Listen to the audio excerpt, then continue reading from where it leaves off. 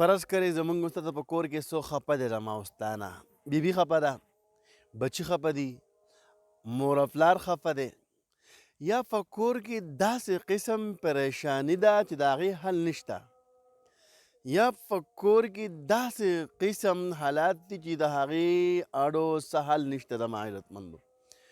یو اسانه وظیفه ده او دا وظیفه دا نارینه هم کولی شي، زنانه هم کولی شي، او دغه شاله زما مشر ورور هغه هم کولی شي، بابا هم کولی شي، بوډۍ هم کولی شي.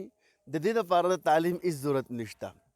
پوهېږئ اسان لفظ دی، دا تاسو د ورځې چې په ورځ کې کم ټیم کې تاسو وایئ، ټیک ده، دا تاسو 300 پېرې دا لفظ ووایئ. دا لفظ دی یا عزیزو، څنګه جي، یا عزیزو یا عزیزو 313 پېرې.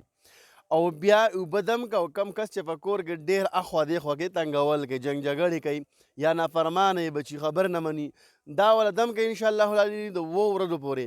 بیا ته ګوره د خپل کور حالات، انشاءالله العزیز بچی به هم برابري، د کور ټول حالات به برابري انشاءالله العزیز.